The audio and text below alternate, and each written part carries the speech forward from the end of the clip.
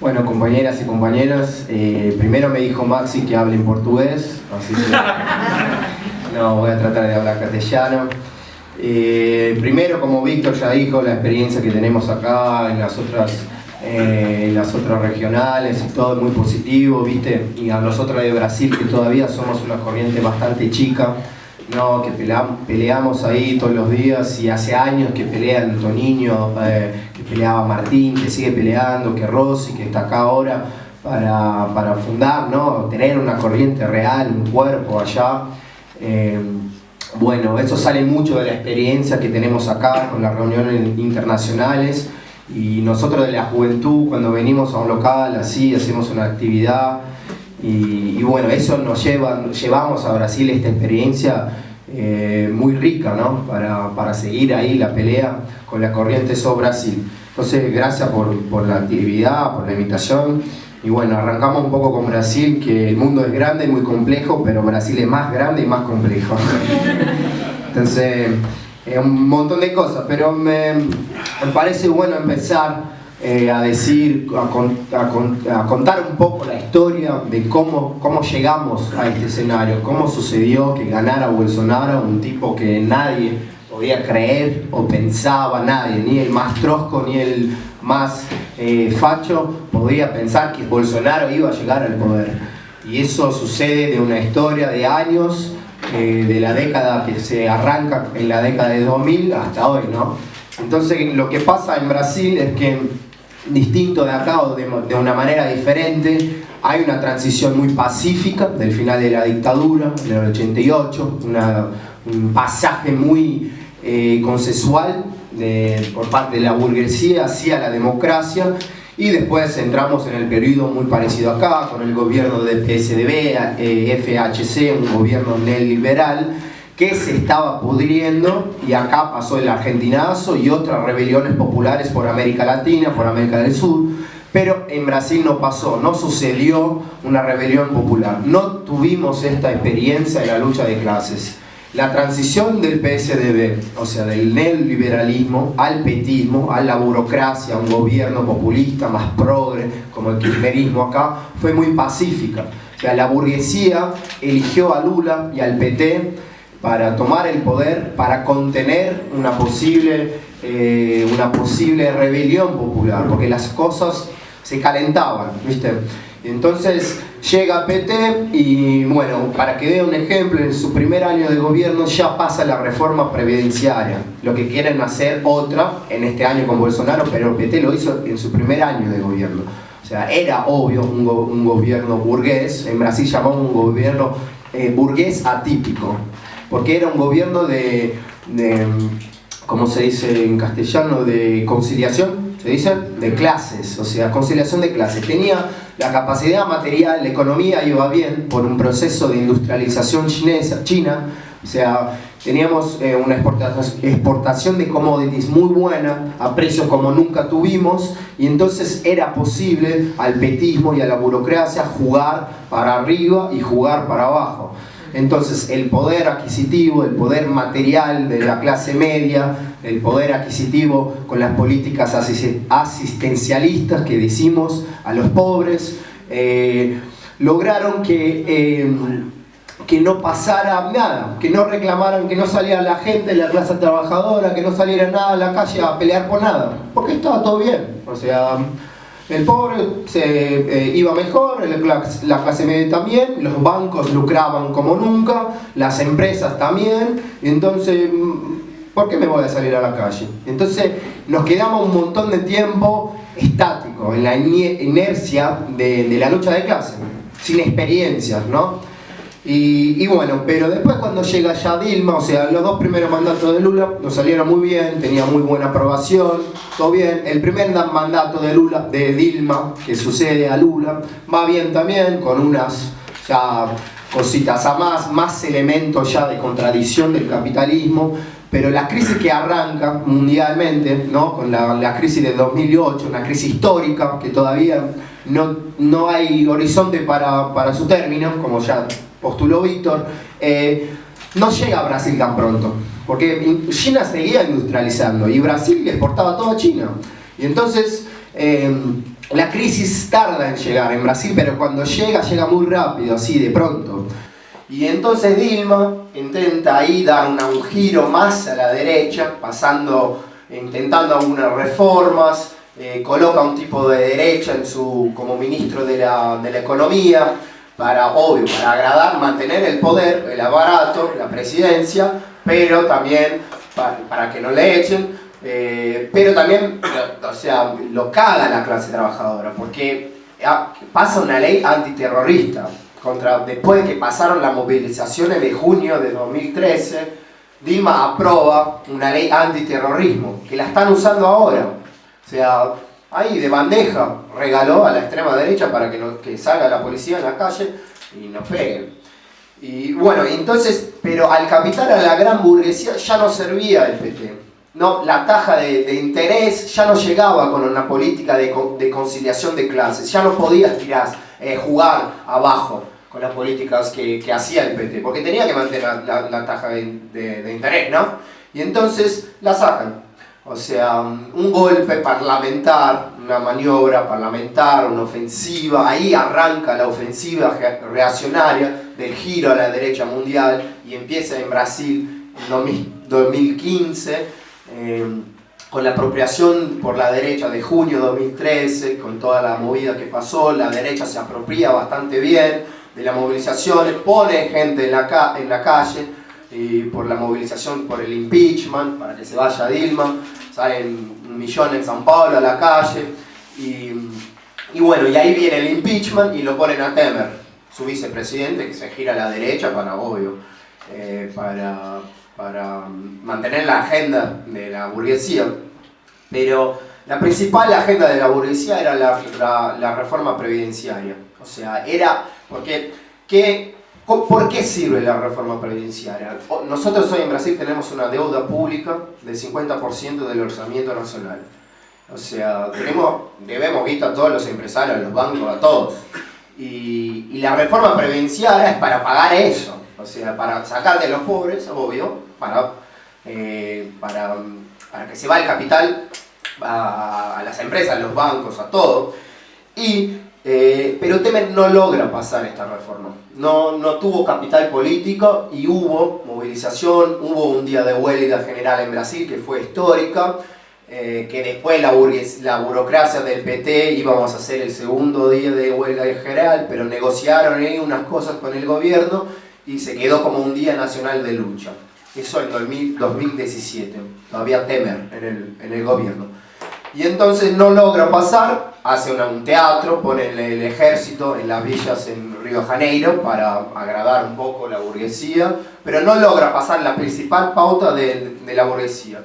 Y entonces la burguesía se gira más a la derecha, todavía con un fenómeno que iba surgiendo, que era Bolsonaro, con todas las boludeces que decía. O sea, un ejemplo, en la Cámara de Diputados dijo: yo no te violo, a una diputada del PT, yo no te violo porque no lo mereces.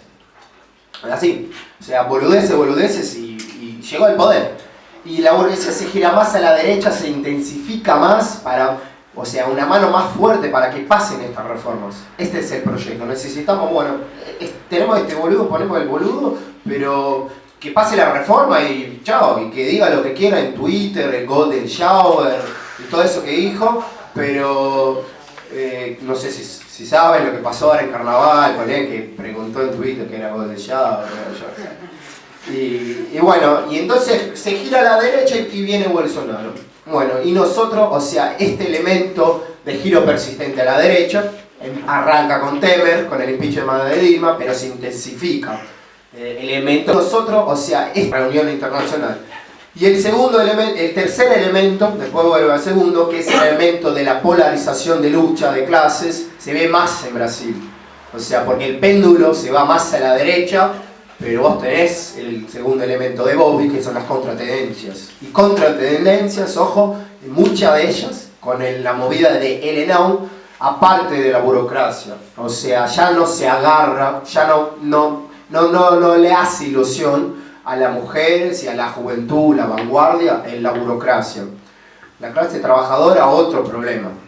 Después, si vuelvo un poco de eso. Pero bueno, y ahí nosotros de SOC, ¿qué hicimos? Tenemos que caracterizar este gobierno.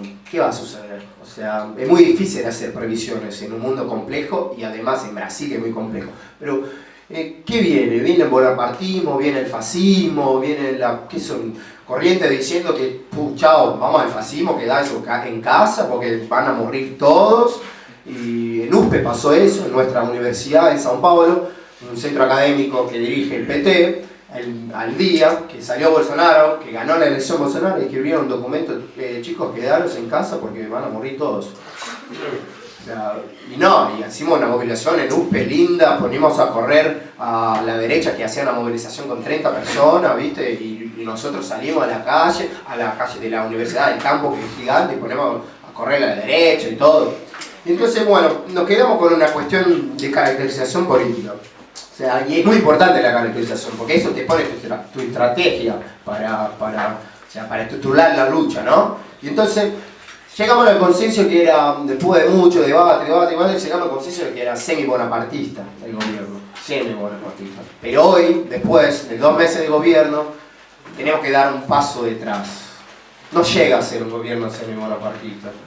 Es un gobierno de derecha, ultraderecha, extrema derecha, reaccionario, todo, pero no llega a ser semi-bonapartista. El gobierno tiene pretensión semi-bonapartistas o pretensión bonapartistas, pero no hay pruebas en la lucha de clases y todos los elementos que ustedes vieron en el curso que hicieron de bonapartismo, que se pueda decir que es un gobierno semi-bonapartista. ¿Se puede ir al semi-bonapartismo? Sí, obvio, se puede ir al bonapartismo, sí. No sé, eso lo dirá la lucha de clases, no la aritmética parlamentar. O sea, eso se va a probar en la lucha de clases. Bueno, y entonces es muy importante resaltar el papel histórico que tuvo la burocracia en la ascensión de Bolsonaro y de la extrema derecha. Porque hay mucha lectura de otra corriente que sacan el PT, o sea, el protagonismo del petismo con la ascensión de Bolsonaro. Y eso es fatal, ¿no? O sea, no haces una reconstrucción de qué fue la historia, de cómo sirve, de cuál es el papel de la burocracia, además de traicionar y todo, pero el papel que tuvo, así como decía Trotsky de la socialdemocracia, bueno, en los 30, no estamos en este punto, pero hay que analizar el papel de la burocracia y hay que superarla, obvio. Bueno, y entonces, pero ahí les cuento un poco cómo empezó el gobierno Bolsonaro, un poco de los elementos. El gobierno Bolsonaro empieza muy mal, o sea, con escándalos por todas las partes. Sus hijos ligados a milicias, el hijo que fue electo senador, que tenía ahí un tipo en su gabinete que le repasaba todo el sueldo, la madre del miliciano que muy probablemente mató a Marielle Franco, un ministro también que tuvo que echar del gobierno porque estaba lleno de corrupción por detrás, y eso sucedió, un elemento en la sociedad muy importante que no vemos nosotros. Porque cuando gana Bolsonaro, la gente que no es organizada, la gente que no son militantes orgánicos, tenía mucho miedo, porque no sabía que iba a venir. O sea, y eso, este comienzo de gobierno, lo saca un poco. Vos sentís que en la sociedad ya no pega tanto este sentimiento de miedo, de que viene el bonapartismo. Y bueno, y pasa, che, podemos hacer algo, más que ir caminando para atrás, bueno, probemos si es posible resistir. Si es posible resistir, no lo sabemos, eso está puesto a prueba.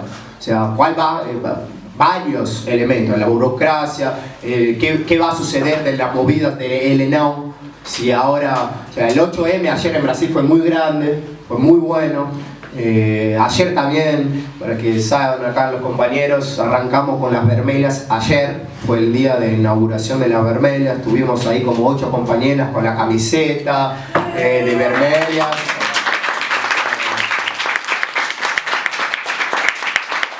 Las compañeras ahí haciendo una pelea muy fuerte en el 8M, ya con una columna, no como la de acá, obvio, ojalá un día, quién sabe, pero ahí con bandera, con identidad visual. Y bueno, y el elemento de ELENAU, ¿cuánto es posible aprovechar este elemento, esta movida que tuvo contra el gobierno de Bolsonaro? Y para nosotros la prueba, o sea, la medida de dónde vamos a ver la correlación de fuerzas de las masas con el gobierno va a ser en la lucha contra la reforma previdenciaria. Esta reforma previdenciaria hay muchos economistas que dicen que van a ser una clase de gente grande, miserable. ¿Qué? No me hablen portugués. Y bueno, y entonces, un poco de qué es esta pauta. ¿Cómo va a suceder? En Brasil no existe edad mínima para jubilarse. Hay años de contribución. Y entonces el gobierno, la primera quiere sacar los años de contribución, poner mínimo de 40 años para jubilarse de manera, o sea, recibir un sueldo integral. O sea, si no laboraste 40 años vas a recibir proporcional. La edad mínima de 65 años para hombres y 62 para mujeres. Un ataque a las mujeres impresionante, porque las mujeres tienen dos laburos en la sociedad que tenemos hoy. El de casa, con los hijos, y en el laburo de la venta de su fuerza de trabajo, ¿no? Y entonces, otra cosa que quieren también es que la gente que se lastima o que tiene algo, deficiencia, ¿se dice? Deficiencia, o sea, no tiene una pierna, yo qué sé, discapacidad o persona, alguna enfermedad, recibían de manera integral esto que se llama la BPC, ¿no? Y lo quieren sacar y dejar esta gente que con los 60 años ganen 400 reales por mes, con 60 años nomás, y 400 reales por mes en pesos hoy. Mañana puede que sea diferente, ¿no? Como va la cosa, pero hoy son 4.000 pesos. Y por mes, eso en Sao Paulo, una de las ciudades más caras del mundo, no vivís. O sea, no vivís para nada. Y después de los 70 años, ahí sí te van a dar el sueldo integral. Pero lo que pasa es que la expectativa de vida en Brasil es de 65 años. Van a ir a la cueva a entregarte el sueldo. O sea, es matar con esta gente. Es increíble lo que está pasando. Y el gobierno está ahí todo en la tele poniendo publicidad, que necesitamos hacer la reforma para levantar el país otra vez, para que Brasil sea respetado, que tenga una economía fuerte. Toda esta pavada que sabemos, pero la clase trabajadora, que es el elemento más importante, o sea, el actor político que nos interesa y que, o sea, el actor político que puede cambiar el escenario, todavía no le pega mucho esta cuestión. Ahora parece que sí, hace 2 semanas estoy acá, pero ahora parece que se va charlando de eso. Y ahí vamos a ver cuál va a cumplir el papel de la burocracia.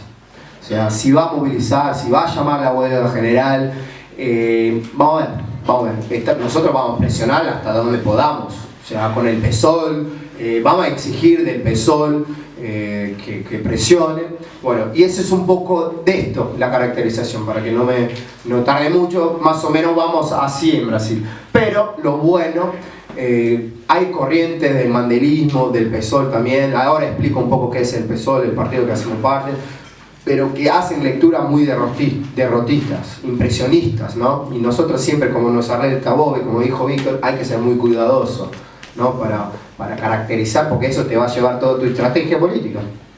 Y bueno, entonces, nosotros de eso ya, para contarnos un poco cómo va la construcción, cómo vamos. Nosotros militamos en un partido del PSOL, que es el Partido Socialismo y Liberdades. Es un partido que salió de un rompimiento de unos cuadros diputados del petismo en 2004, cuando pasó la reforma previdenciaria. Los tipos dijeron, nos vamos, eso ya no sirve. Es un partido reformista, no es un partido revolucionario, esto es claro, pero es un partido que a la juventud y a las mujeres le hace mucha ilusión, o sea, aparecen como una alternativa a la burocracia. Y para terminar, o sea, para volver a un punto que me olvidé que es muy importante, de lo que decía Víctor de la democracia burguesa, de que se desgasa, ya no sirve, o sea, es cuestionada por la derecha y por la izquierda. Brasil en la época del PT tuvo siempre una bipolaridad partidaria. Era siempre o PT o PSDB. en municipios y provincias, y federal, PT, siempre, pero se cambiaba mucho en municipios y provincias. El elemento más claro que nos deja perceber que la polarización de clases se acierra es que esta bipolaridad de partidaria, chao. El PSDB salió con 4% en las elecciones presidenciales. Hicieron equipo, o sea, frente con todo el partido del centro, todos pusieron millones y millones para la campaña y salieron con 4%. Y el petismo logró perder, por apostar en la política institucional, por apostar de manera mal, o sea, por Lula, pelotudo, traidor. Estuvimos ahí en el sindicato metalúrgico donde estaba Lula y la gente decía no salga, entregarse, no salga, y un momento se asuma a salir, me voy a entregar, y los tipos de PCO salen, no vas a entregarse, cerrar los portones, volver adentro, porque no vas a entregarse. Y tiene que volver y hace una maniobra y sale por una puertecita así del fondo, y cuando sale dice, yo creo en la justicia. O sea, le pegó se va a morir en cárcel Lula. Está viejo, o sea, está enfermo, está viejo, va a morir en cárcel por apostar en la política de la democracia burguesa. O sea, perder todo. Y eso es un elemento que tal vez suceda, que la burocracia avance un poco más en la lucha contra la reforma previdenciaria, porque necesitan mantener el aparato que tienen ahora, que son los 3.000, más de 3.000 sindicatos en Brasil. O sea, mueven todo, en todos los campos del trabajador, docentes, obreros, todos los sindicatos es del PT. O sea, y ahora la pregunta para terminar, ¿dónde va la clase trabajadora? No sabemos. Ni idea. Si alguien, nadie. Agente político, ni idea de dónde va. Está durmiendo. Votaron muchos a Bolsonaro como una figura mesiánica, votaron muchos al PT porque es histórico del PT, pero no sabemos dónde va. Por eso apostamos por la juventud, o sea, ingresar la juventud y las mujeres con la clase trabajadora y disputarla. Pero un proceso que no, o sea, hay que tener mucha paciencia. Pero eso, Bolsonaro no es un facho, sí, pero el gobierno es un facho. El año que viene creo muy posible estaré acá vivo. Y bueno, para terminar, mi hijo Bobby, quien se suma a militar a Brasil, que hay que preguntar acá. ¿Nadie? Bueno, se puede ir.